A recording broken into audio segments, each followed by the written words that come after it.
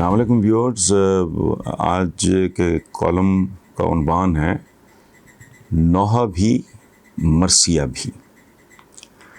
مکروہ ترین گھناؤنے فعل کے مرتکب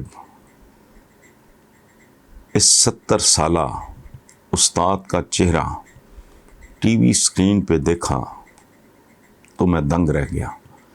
2 بالشت کی لمبی سفید داڑھی، سر پہ ٹوپی والا یہ شیطان مدرسے میں پڑھاتا تھا۔ آئے روز کوئی نہ کوئی ایسی واردات سامنے آتی ہے کہ آدمی لرز اٹھتا ہے۔ چند روز پہلے ایک 3-4 سالہ کیوٹ سا بچہ، اس کی تصویر دیکھی، نام اس کا تھا خضر۔ وہ اپنے باپ کے ساتھ موٹر سائیکل پہ بیٹھا تھا کہ کسی بدبخت کی ڈور نے اس کی شارہ کاٹ دی۔ باپ صورتحال سے بے خبر اپنے مقتول بچے سے باتیں کر رہا تھا کہ کسی اور موٹر سائیکل سوار نے اسے بچے کی حالت بارے بتایا، اور اس سے چند روز پہلے اخبارات میں یہ خبر تھی کہ کسی جوان بچی کی موت پر اسے دفنایا گیا۔ اہل خانہ اگلے روز اس کی قبر پہ گئے تو قبر ادھڑی ہوئی تھی، لاش ایک طرف اور کفن دوسری طرف تھا۔ مر کے بھی چین نہ پایا تو کدھر جائیں گے۔ میں کب سے اخلاقیات کی بربادی کو اس ملک، اس معاشرے کا اصل المیہ اور مسئلہ قرار دے رہا ہوں، لیکن نہیں۔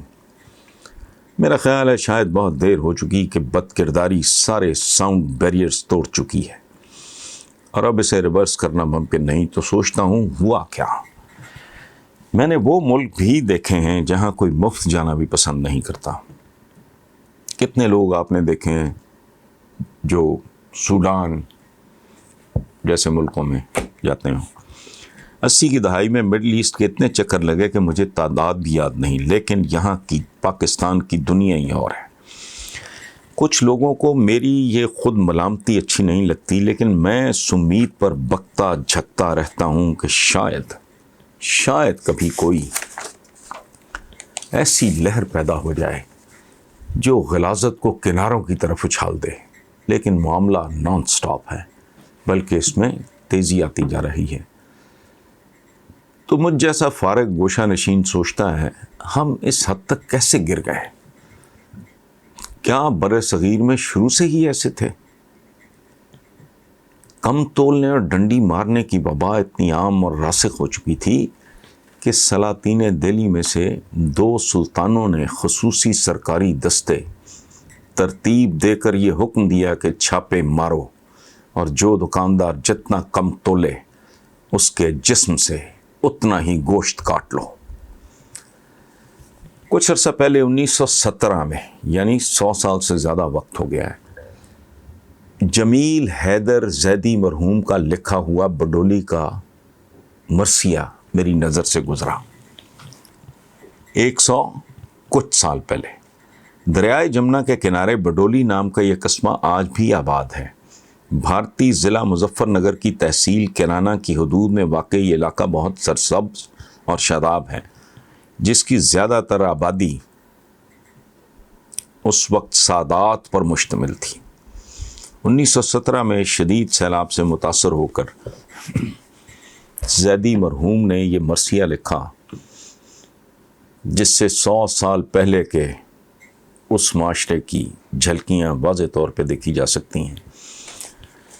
اس شاہکار مرثیہ کے چند شعر اس وقت کی اخلاقی حالت بیان کرتے ہیں تو بندہ سوچ میں پڑ جاتا ہے کہ کہیں یہ سب کچھ ہمارے ڈی این اے کا حصہ تو نہیں۔ ان اشعار پہ غور کیجئے۔ افسوس گناہوں سے یہ توبہ نہیں کرتے، کچھ نیکی و بد کی بھی یہ پرواہ نہیں کرتے، جو اچھے ہیں ان سے بھی یہ اچھا نہیں کرتے، اصلاح تو کیا اپنی بھی اصلاح نہیں کرتے۔ بغض و حسد و کذب و ریا دل میں مکیں ہے، یوں لوگوں کی آبادی سے ناراض زمیں ہے۔ اس بستی کو پہلے تو کیا موت نے غارت، لیکن نہ ہوئی لوگوں کو کچھ اس سے بھی عبرت، کی پیش نمازوں نے بھی ہر چند ہدایت، پر راہ پہ آئے نہ مسلمان کسی صورت، ڈرتے ہیں نبی سے نہ علی سے نہ خدا سے، بس کام ہے بغض و حسد و کذب و ریا سے۔ ان لوگوں پہ کیوں جوش نہ دریاؤں کو آئیں، کیوں گھیر نہ لیں ان کو دو عالم کی بلائیں۔ اس بستی میں ایسے بھی ہوئے ہیں ستم ایجاد، کمزور و ضعیفوں کو جنہوں نے کیا برباد۔ 100 ظلم یتیموں پہ ہوئے رانڈوں پہ بے داد، محفوظ علی مر گئے کرتے ہوئے فریاد۔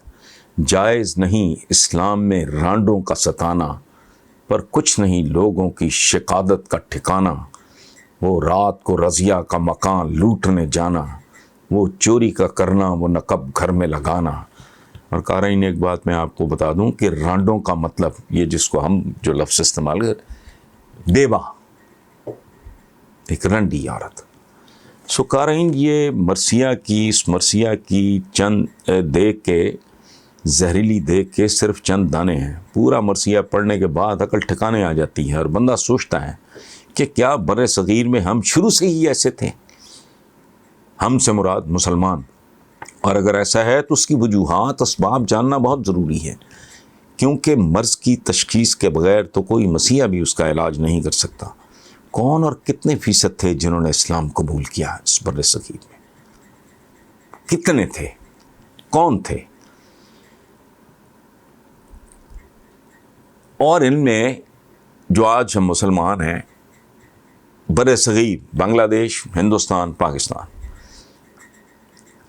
ان میں سے وہ لوگ کتنے ہیں جن کا اوریجن عرب ہے، سینٹرل ایشیا ہے، ایران ہے یا افغانستان ہے؟ باقی کون ہے؟ یا یہ سب ہندوؤں کے ساتھ صدیاں گزارنے کے اثرات ہیں؟ میرا تو دماغ معاف ہو گیا ہے۔ Thank you very much. السلام علیکم ویورز، پہلا سوال ہے فدا ملک کراچی، اور ایثار حمید ہیں میرے شہر لائل پور سے۔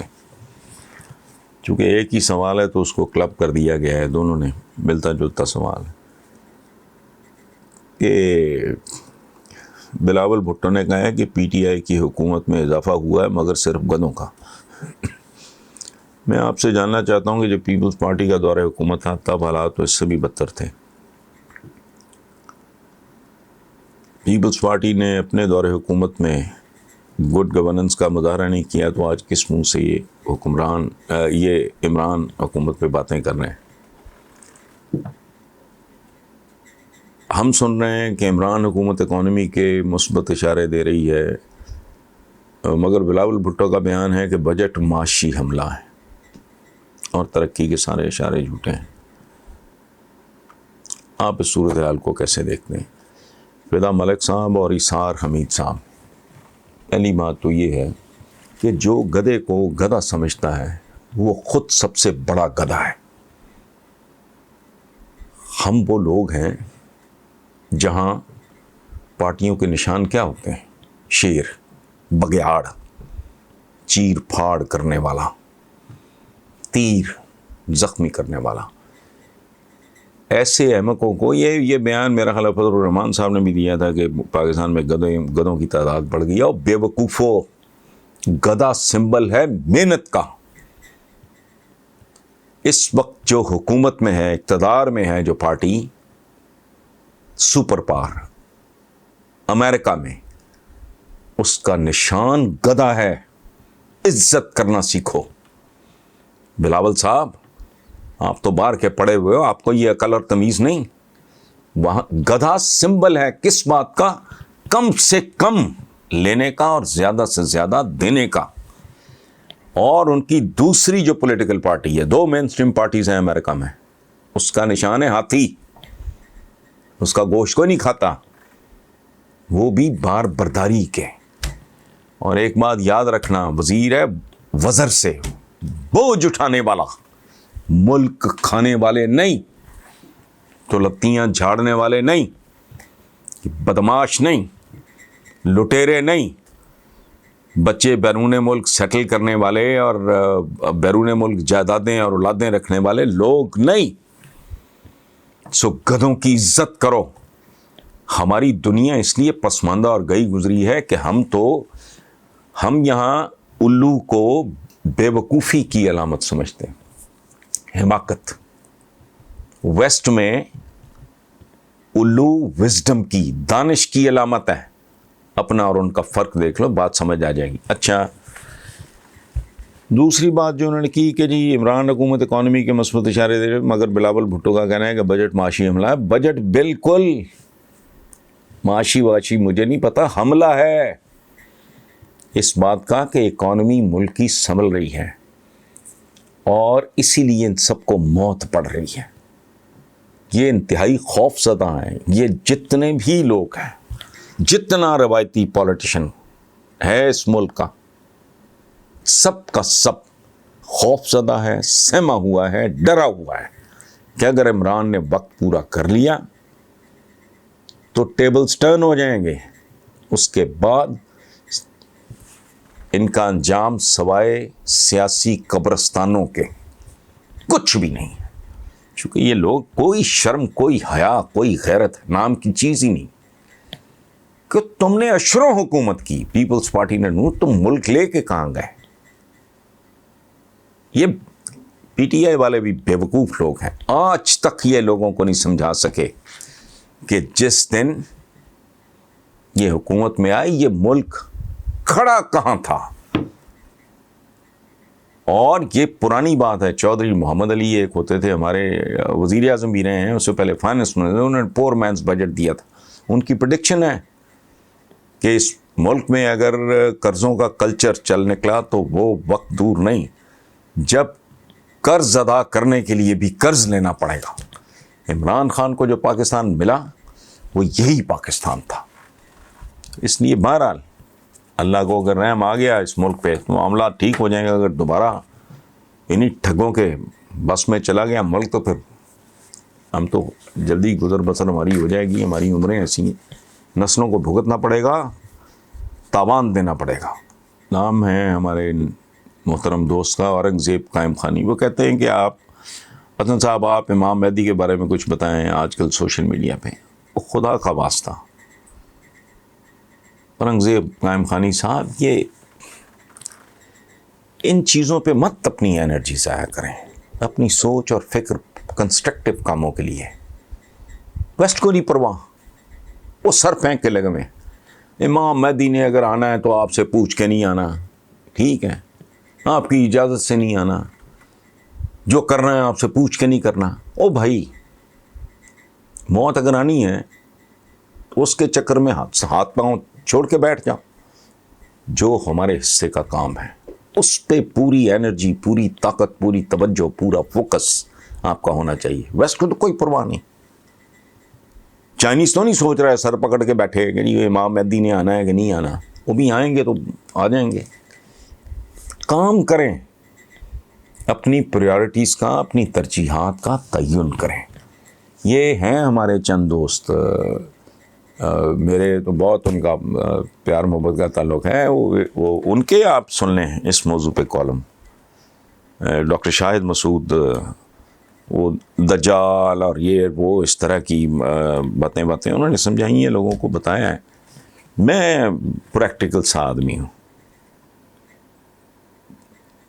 میں تو سیدھے سادے سامنے کے مسائل دیکھ کے ان کے بارے میں سوچنے اور فکر مند ہونے والا آدمی ہوں. باقی جو ہمارے اختیار میں نہیں ہے اس کے بارے میں کیا سوچنا، ورنہ تو بندہ ساری زندگی کرے ہی کچھ نہ کچھ. موت تو اٹھل ہے، اس کے بارے میں، موت کے بارے میں سوچتے رہنا ہے.